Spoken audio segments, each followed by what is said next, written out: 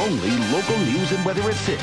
KIRO 7 Eyewitness News begins right now.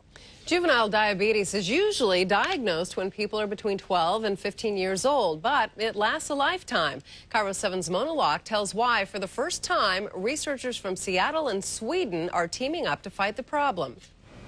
Both Seattle and Sweden have very high rates of juvenile or type 1 diabetes. Researchers say it's because of similar genetic and environmental factors in both areas. In our state alone, more than 260,000 people are living with this disease, which so far has no cure. Bob Heyer is a competitive cyclist preparing for a race across the country. But over the last 26 years, he's faced a much harder ride. Bob is a diabetic. I think the day-to-day was much harder back then than it is today with the advent of new drugs. Much of the research into those new drugs is happening right here in Puget Sound at the Benaroya Research Institute. Type 1 diabetes is caused when your immune system makes a mistake. Institute Director Dr. Gerald Nepom has been researching the disease for the last 20 years. It was here at the Benaroya Research Institute that the first major gene for diabetes was discovered. Now, scientists from Seattle and their counterparts in Sweden are joining forces, sharing research and looking for new ways to help diabetics better manage their disease. We don't think we can really change the underlying causes, the genes, the environment, all that sort of thing.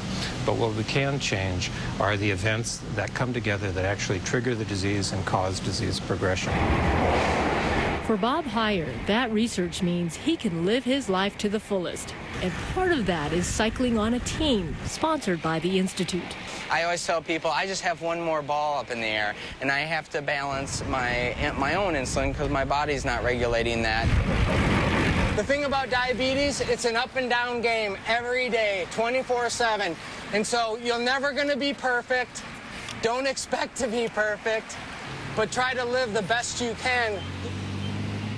Bob is one of a team of 8 diabetics who will be competing in the Race Across America, one of the longest endurance cycling events in the world, and that's in June.